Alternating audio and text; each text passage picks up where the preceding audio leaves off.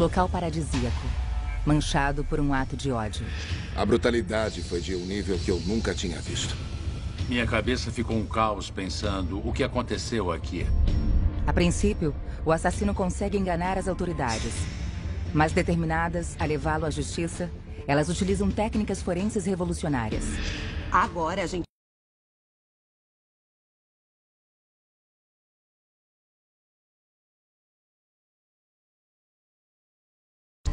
Mas será que essas provas vão chegar tarde demais? Se uma coisa assim ocorresse com uma filha minha, eu ia querer que o responsável pagasse por isso.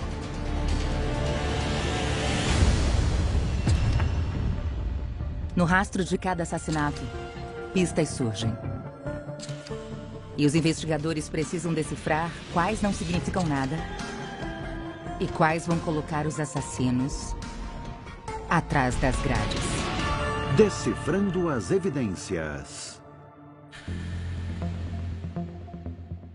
16 de dezembro de 1995, Salt Lake City, em Utah.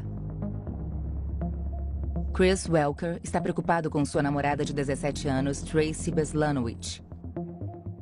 Ele não a vê desde a noite anterior. Ela falou para ele que ia comprar algo para comer no posto de gasolina. Ela vestiu a jaqueta de couro marrom dele. Quer alguma coisa da loja? Não, valeu. Tá bom. Eu já volto.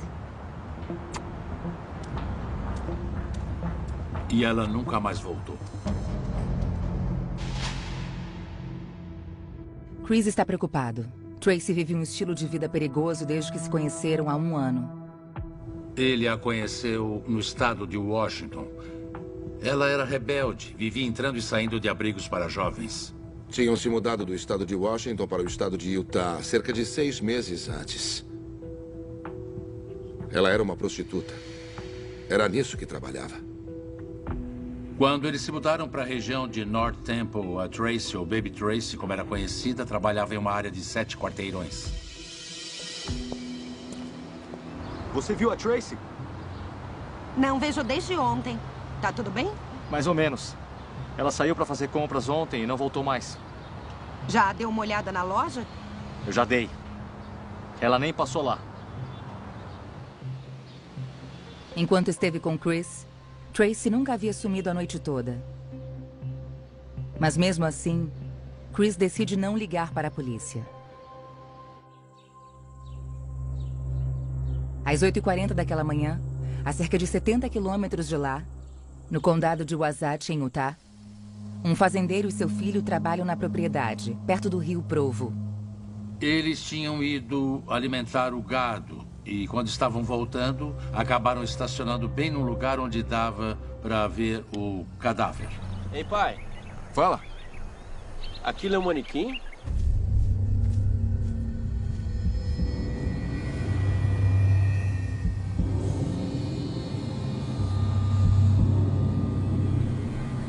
Deus do céu. É melhor chamar a polícia. Agora. Tá bom.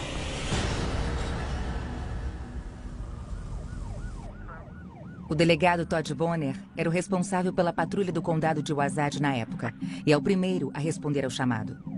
Eu estava pensando que seria só mais um chamado de rotina, que alguém devia ter desmaiado enquanto pescava no rio, ou por causas naturais. Achei que ia ser somente um chamado simples. Bom dia, delegado. Tudo bem? Como vai? O que houve? Eu nunca vi nada assim. Eu até achei que fosse um manequim. Meu filho viu... Os fazendeiros explicam como se depararam com o corpo. Me façam um favor. Vão lá para a estrada e não deixem ninguém passar. Pode deixar.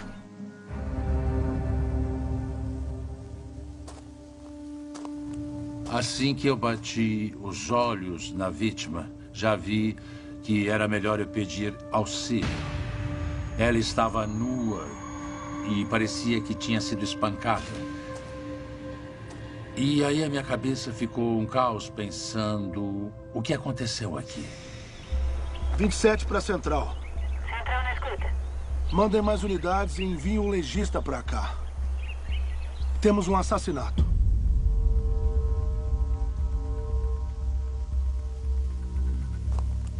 O Rio Provo é um rio bem largo. A Agência de Recursos Hídricos tinha colocado naquela região do rio umas pedras de granito bem grandes.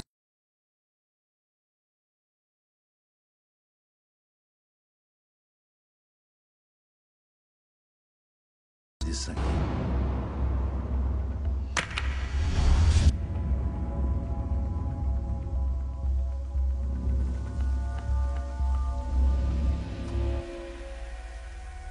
Enquanto o delegado Bonner aguarda os reforços, a realidade da situação se torna óbvia. Ele vai ter que trabalhar na sua primeira investigação de homicídio. O barulho do rio é uma coisa que eu nunca mais vou esquecer. Eu estava ali olhando para ela e ouvi aquele som sinistro que evocava uma sensação. É uma coisa que não dá para explicar. Você até imagina o quanto aquela pessoa deve ter sofrido. Transforma você para sempre.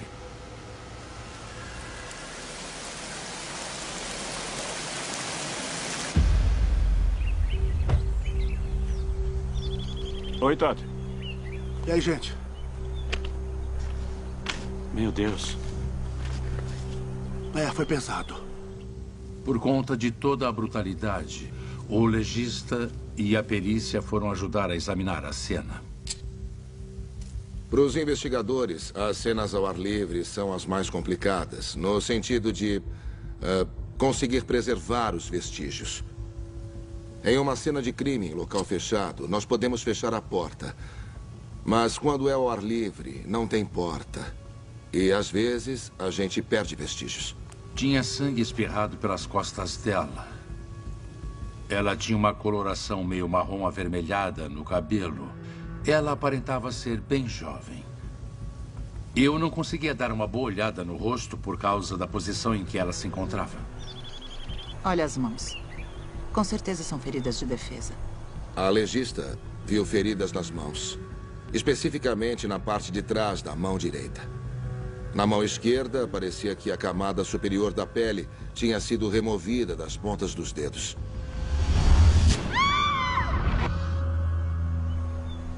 Agora olha o pé. Uma ferida de perfuração no calcanhar da vítima parece estar ligada a um certo vestígio encontrado perto de lá. Ô, Chuck. Vem aqui.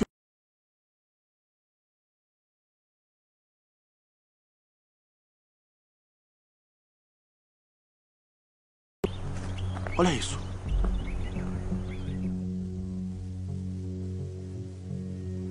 Tinha um pouco de areia e de terra debaixo dos pés dela. Aí a gente achou que em algum momento ela tinha ficado sem meias e tinha caminhado assim, descalça. A maneira como aquelas meias tinham sido deixadas era muito estranha.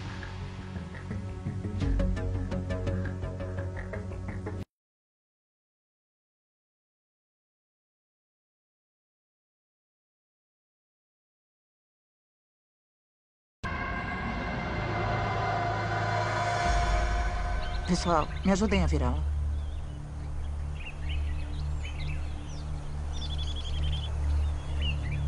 Ai, meu Deus. Quando deu para ver o tamanho do estrago na região do rosto, virou um pesadelo eterno. Parecia que o rosto tinha sumido. Ela não tinha mais rosto. Era inacreditável que alguém pudesse ser tão cruel, que pudesse ferir daquele jeito um outro ser humano.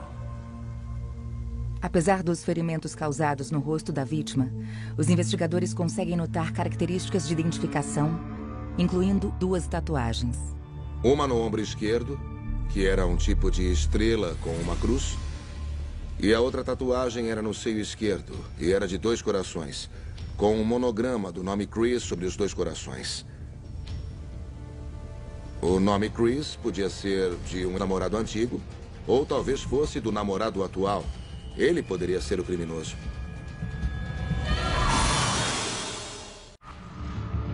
Às 8h25 da noite de 15 de dezembro de 1995, Tracy Beslanowicz, de 17 anos, desaparece em Salt Lake City, em Utah.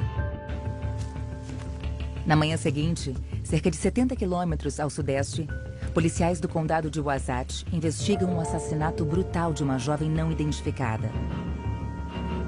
Parece que a vítima foi espancada até a morte com diversas pedras de granito. Eu jamais tinha visto uma coisa como aquela antes. E acho que nunca mais verei de novo. Eu tenho 4 filhos, 3 são meninas e foi difícil para mim compreender como alguém poderia ser tão violento com uma jovem. Analistas forenses coletam as prováveis armas do crime. Diversas pedras com sangue foram achadas ao redor dela. Os tamanhos delas variavam de uma bola de beisebol até outras que pesavam perto dos 20 quilos.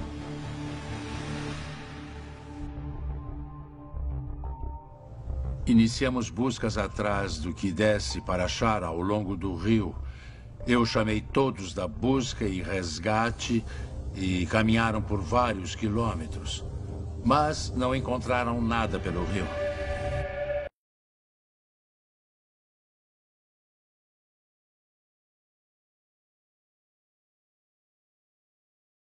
Policiais. Aquela jovem havia sido morta com golpes fortes no crânio. Ela havia recebido ao menos 16 golpes no rosto e na cabeça. A médica legista disse que o momento da morte tinha sido entre 8 e 10 horas antes de encontrarem o corpo. Então ela devia ter sido morta entre 1 da tarde e 11 da noite do dia anterior.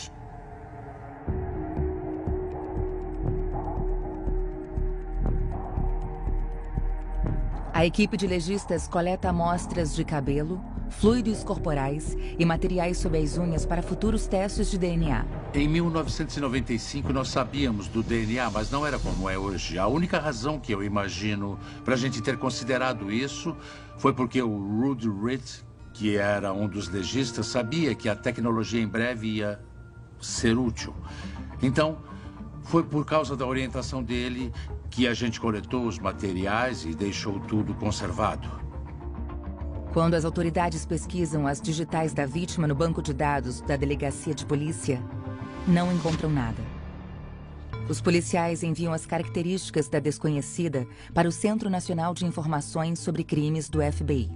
É uma lista computadorizada de registros criminais e relatórios do condado de Wasatch. Oi, eu acabei de ver uma notícia de um corpo que foi encontrado num rio. Eu acho que é a minha namorada. O Chris, independentemente de quem fosse, era o suspeito número 1 naquela época. Assim que descobrimos que em Salt Lake tinham achado um Chris, fomos correndo para lá. Os investigadores interrogam Chris Welker em seu quarto de hotel, na região nordeste da cidade. Eu não acredito que ela morreu. Eu sei, lamento. Só para confirmar, o nome dela era Tracy Beslanowicz? É, eu chamo de Baby T. A Tracy tinha tatuagens assim? Tinha. Essa no ombro esquerdo e aquela outra ficava no peito do lado esquerdo. O Chris identificou as tatuagens e seus significados. Eu sei que isso é difícil demais para você. Mas precisamos saber o último dia que você a viu. Ela saiu para Chris fazer explica compras. que por volta das 8h25 da noite de 15 de dezembro, Tracy saiu para comprar comida em um posto de gasolina próximo. Era aqui perto. Ela jamais retornou, o que era bem estranho. Ela era super cuidadosa. Ela nunca saía de perto aqui do bairro. Nunca ficava fora até tarde. E eu só esperei. Por volta das 11 da noite, ele foi até o posto de gasolina e conversou com um sujeito ali, o balconista, mas ninguém tinha visto ela. Chris revela outra informação importante. Ele disse que ela tinha uma fobia. Ela quase nunca tirava as meias dela.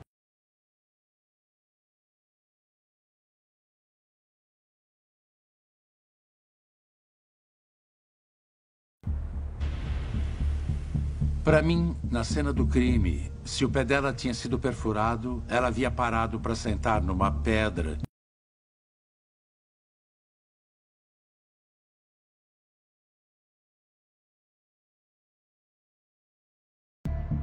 Contudo, Isso não impede que ele continue sendo investigado. É o meu ramal direto. Ele continuava sendo suspeito, mas não tínhamos nada que o ligasse ao crime. Agora, com uma identificação, os investigadores se concentram na vítima, Tracy Beslanowicz. Agora dava para começar uma investigação para saber quem era essa pessoa. Fomos atrás dos registros da Tracy Beslanowicz, na região de Salt Lake City. Os registros incluem possíveis informações de contato do pai de Tracy. E as autoridades precisam avisá-lo sobre a morte da filha. Alô? Senhor, aqui é o delegado Bonner da Delegacia de Polícia. Eu procuro pelo senhor Beslanowicz. Sou eu. Senhor, eu sinto lhe informar que a sua filha Tracy Beslanowicz foi assassinada. Naquele momento, ele disse, não é a minha filha Tracy, porque ela está dormindo aqui no quarto ao lado. Senhor, eu sinto lhe informar que a sua filha Tracy Beslanowicz foi assassinada. Isso não é possível.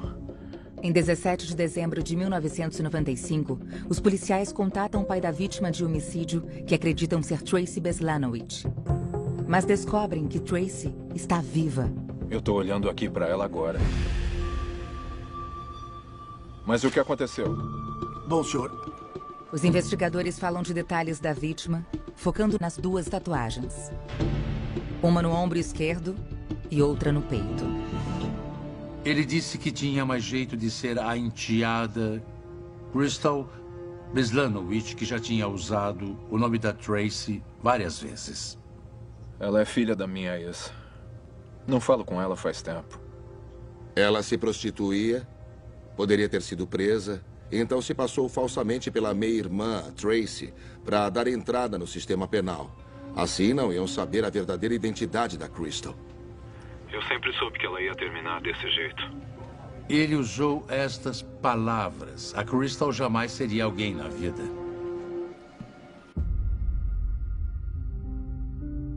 Crystal Lynn Beslanowicz nasceu em 16 de junho de 1978. Seu pai biológico morreu afogado quando ela tinha apenas 4 anos. E Crystal supostamente tinha uma relação conturbada com a mãe. Para mim, ela nunca se sentiu acolhida na vida. Ela vivia fugindo, estava... Após ser informada sobre a morte de Crystal, sua mãe aceita conversar com os investigadores. Mais uma vez eu lamento pelo que me trouxe aqui. Eu sabia que esse dia ia chegar. Ela teve uma vida bem complicada. Era muito rebelde. Entrou nesse mundo de drogas quando começou a andar com uma molecada do colégio. E pouco antes disso, ela sonhava em ser escritora. Infelizmente, eu não sei muito da vida dela agora. Parece que ela tinha um namorado, não é? Chris? Obrigado por colaborar. Os investigadores precisam voltar o foco para Chris Welker, que deliberadamente parece ter escondido deles a verdadeira identidade de Crystal. Sobre o que mais ele está mentindo? A suspeita sobre ele aumentou. Aí marcamos outra reunião com ele. Como você ganha a vida? No momento, eu não estou fazendo nada. Então quem sustentava a casa era a Crystal? Ela sustentava nós dois. A Crystal colocava comida na mesa. Era essencial para a sobrevivência dele. Como Chris depende financeiramente de Crystal, quase não sobram motivos para ele querer vê-la morta. Mas além de não ter motivos para assassinar Crystal, Chris também não tem como ter feito isso. O Chris não tinha um carro. Salt Lake City ficava a quase 70 quilômetros da cena.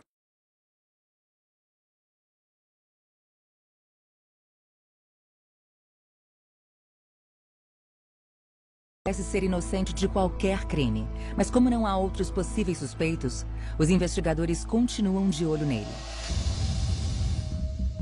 No dia seguinte, um policial descobre novas evidências na Estrada 40, entre Salt Lake City e a cena do crime.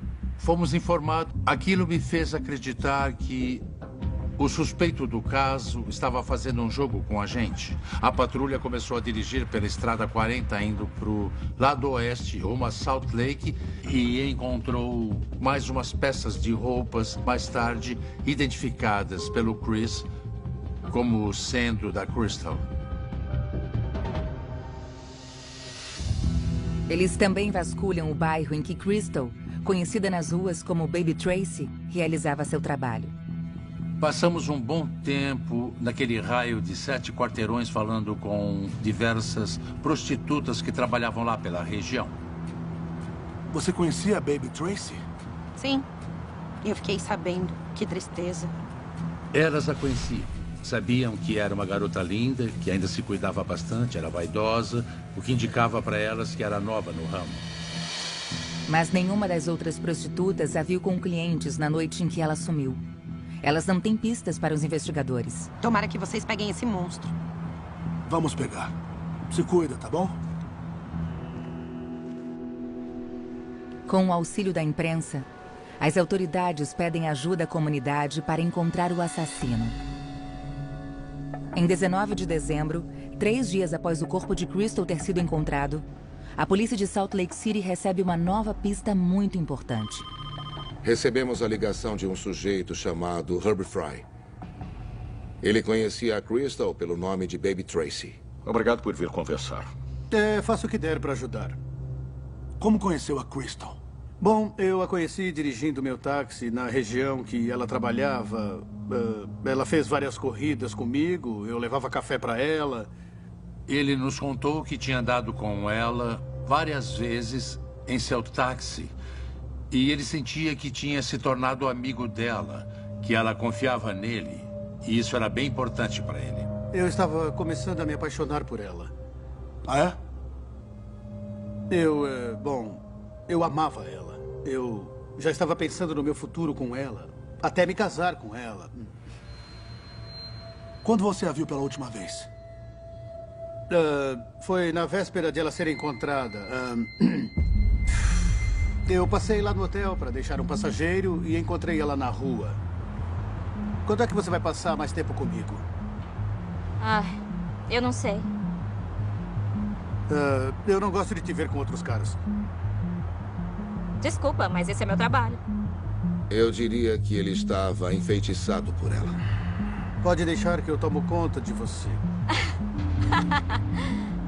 Ai, que fofo. Unidades disponíveis. E aí, veio um chamado e eu tive que ir. E sabe que horas foi isso? Meio-dia. Tá, eu entendi. Droga, eu tenho que ir. Vai estar aqui mais tarde? Espero que sim. Até mais. Mas eu não tive nada a ver com isso. Obrigado. Claro. Após interrogarem Herbie Fry, as autoridades o colocam no topo da lista de fortes suspeitos. Primeiro, ele tinha um carro, que podia ter levado ele e a Crystal lá de Salt Lake City até onde tinha sido morta, no condado de Wasatch. Segundo, ele estava apaixonado por ela.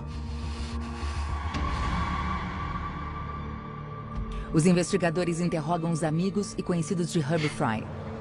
Oi, amor. E descobrem que seus sentimentos por Crystal podem ser a motivação por trás da morte dela.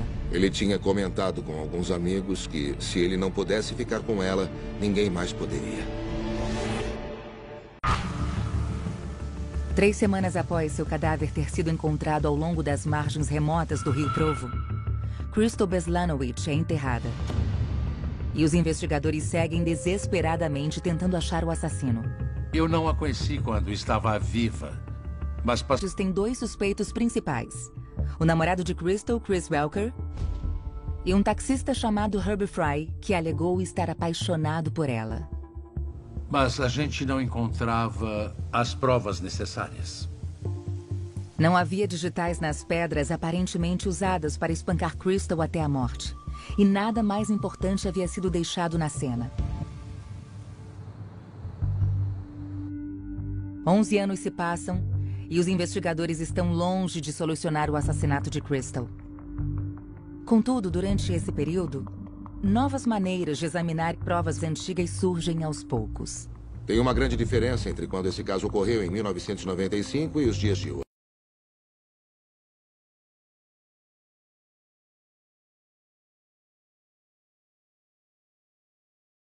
Coletamos de tudo.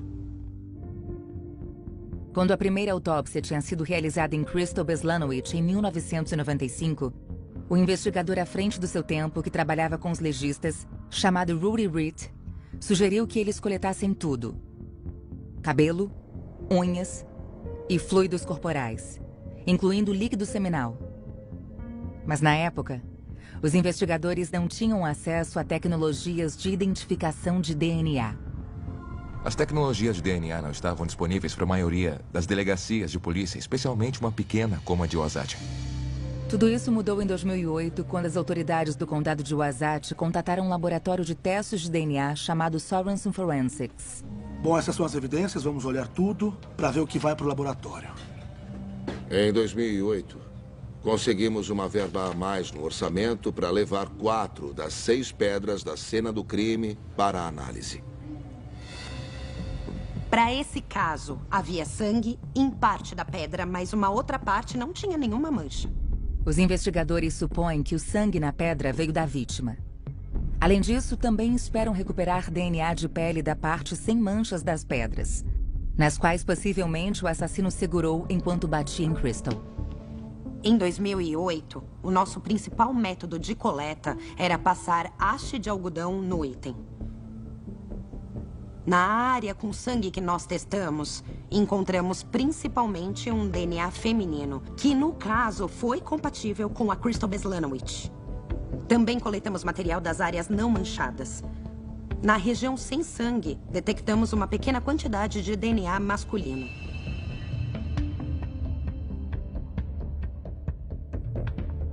A nova amostra não é grande o suficiente para os analistas criarem um perfil de DNA completo, mas ainda pode ser útil para identificarem o assassino de Crystal. Dava para usar um perfil de DNA parcial para tentarmos começar a eliminar todos os possíveis suspeitos.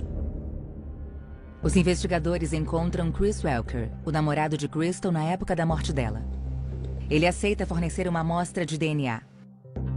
Os analistas determinam que não há compatibilidade com a amostra parcial encontrada nas pedras. Aquilo foi bem importante para ajudar a descartar o Chris.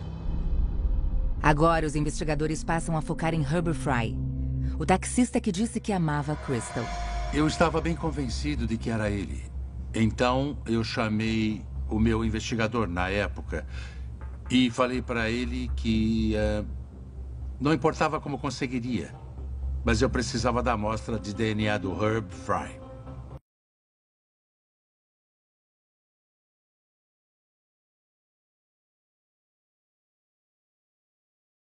Um dos investigadores foi fumar próximo a ele. Tudo tranquilo? Tranquilo, e aí?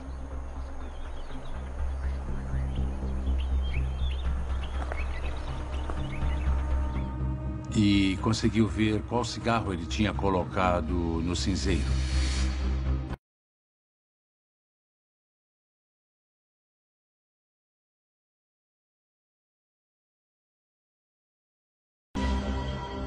A gente analisou o cigarro e o resultado foi negativo. Aquilo foi devastador. Eu estava certo de que tinha sido ele. Me enganei completamente. Aquela deve ter sido a pior sensação. Em 2009, o primeiro policial na cena, Todd Bonner, segue como delegado do condado de Wasatch. E esse caso sem solução não o deixa em paz.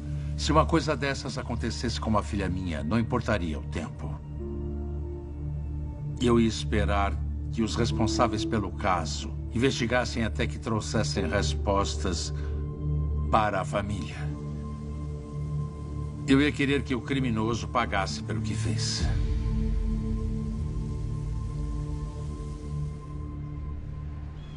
Em 2013, outro avanço tecnológico permite que os investigadores tentem novamente solucionar o caso. Eu estava em casa numa noite assistindo o jornal local quando veio uma notícia mostrando um novo tipo de ferramenta extratora de DNA da empresa MVEX System.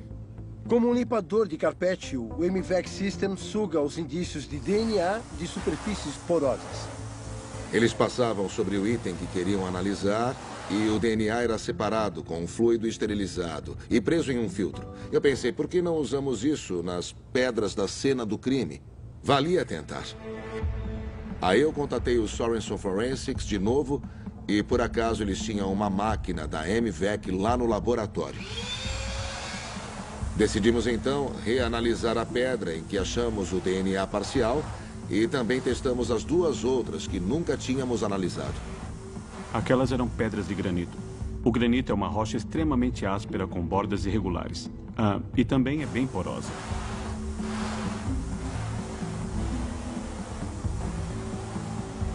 E foi aí que a MVAC fez o seu papel. Ela realmente alcança as rachaduras e as fendas e vai sugando células de pele, saliva e sangue. A MVAC coletou 10, 20, 30 vezes mais DNA do que conseguimos com o algodão. O método tradicional de se coletar DNA não nos proporcionou um perfil. A MVAC, sim.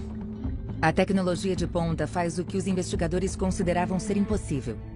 Retira um perfil de DNA completo da superfície porosa de uma pedra 18 anos após o assassino de Crystal tê-lo deixado lá. Os investigadores inserem essa nova informação no sistema combinado de índices de DNA do FBI, chamado de CODIS. Quando um indivíduo comete um crime no estado de Utah, a polícia extrai o DNA bucal dele, passando uma haste de algodão dentro da boca para ficarem com o DNA arquivado. Aí inserem no Sistema Nacional do CODIS. Desta vez, a busca no CODIS traz um resultado. É um homem cujo nome nunca havia surgido na investigação. Um criminoso condenado chamado Joseph Michael Simpson. Em 1987, Joseph Simpson tinha sido condenado por homicídio em Clearfield, em Utah. Ele tinha matado um homem após um ataque de ciúmes por uma namorada. Ele trabalhava em um restaurante e conheceu uma jovem que trabalhava lá. Gostou dela e aí a chamou para sair. Ele a considerava sua namorada. Um outro funcionário ficava de papo com ela e também a chamou para sair. Isso o irritou. Aí ele pegou uma faca e foi até a casa desse outro funcionário.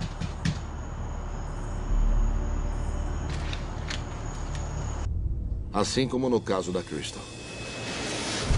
Joseph Simpson tinha sido solto da prisão em 1995. Ele cumpria condicional na época da morte da Crystal. Ele trabalhava como motorista de uma empresa do Aeroporto Internacional de Salt Lake City. Nós soubemos que ele levava pessoas do aeroporto até um resort em Midway. Às vezes ele ia pela região do Provo. Às vezes ia por Park City.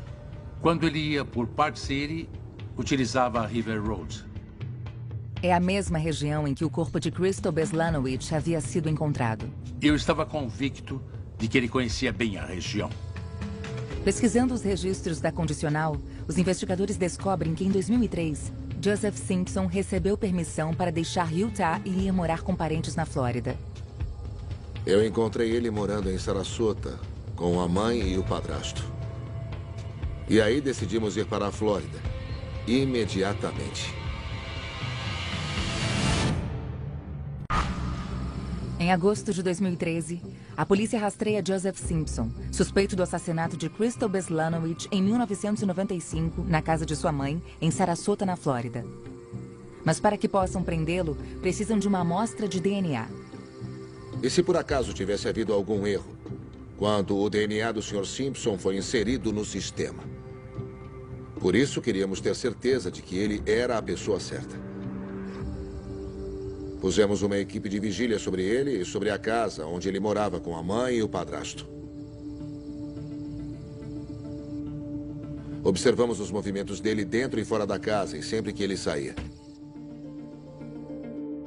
Suspeito em movimento. Estamos a postos.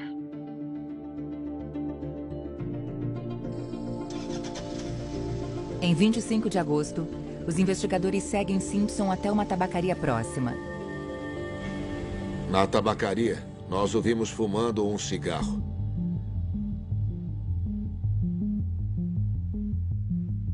E observamos quando ele jogou no chão. A prova está no chão. O delegado Bonner foi até lá e pegou aquela bituca.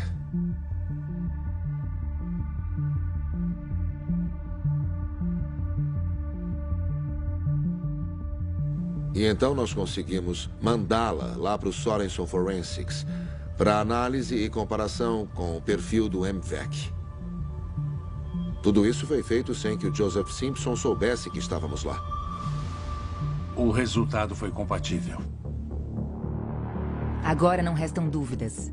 Joseph Simpson é responsabilizado pela morte de Crystal Beslanowicz.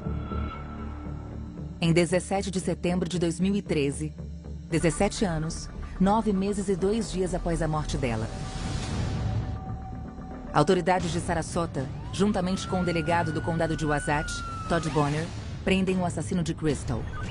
Delegacia de Polícia de Sarasota. A polícia de Sarasota me perguntou se eu queria executar a prisão. Vira de costas! Eu acho que, por cortesia, me deixaram prendê-lo porque, já que eu comecei, que encerrasse o caso.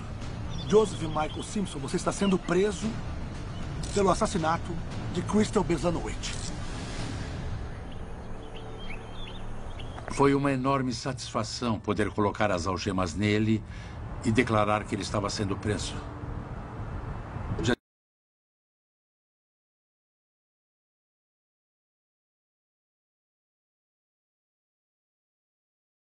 Por uma situação terrível na vida, seria minha contemporânea.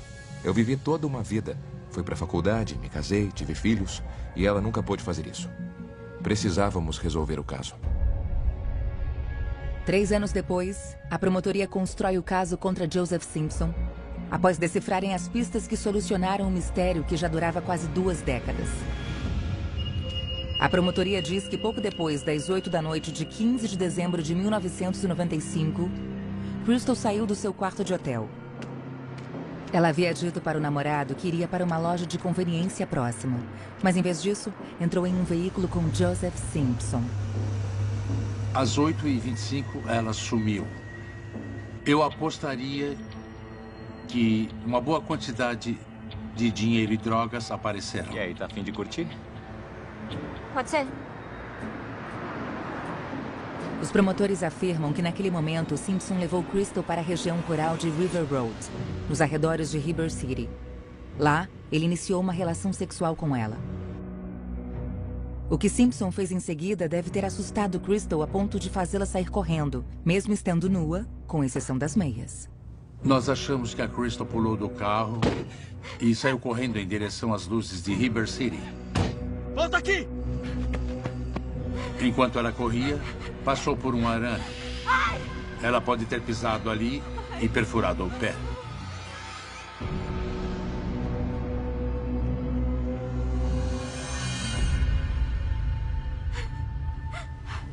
Quando ela foi pega, eu creio que palavras foram trocadas. Ela deve ter dito, me dá 1 minuto. Aí sentou porque o pé estava doendo. Ai, meu pé. Retirou as meias.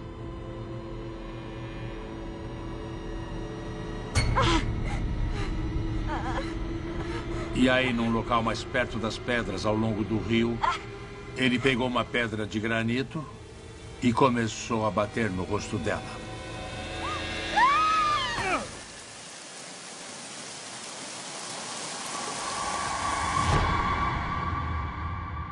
Não tinha ninguém por perto, ninguém ouviu ela gritar. Ninguém ouviu os pedidos por ajuda. Pelas feridas de defesa que ela tinha nas mãos, ela lutou e não foi pouco. Eu acho que até dá pra gente especular, mas tentar falar com certeza o que ocorreu com ela é impossível. O que a gente sabe é que o Joseph Simpson segurou a pedra que esmagou o crânio dela. Em 29 de setembro de 2016, o júri entrega o seu veredito. Culpado por homicídio e condenado a perpétua sem condicional na prisão estadual de Utah. É lá mesmo que ele tem que ficar até o fim da vida. A justiça foi feita. A Crystal não pôde viver a vida dela. E, de acordo com aqueles que a conheciam de verdade, ela tinha muito futuro. Após a prisão, eu recebi muitas ligações de pessoas que conviveram com ela nos abrigos. Eu conversei com um orientador que não parava de falar bem dela um minuto. O gênio era forte, mas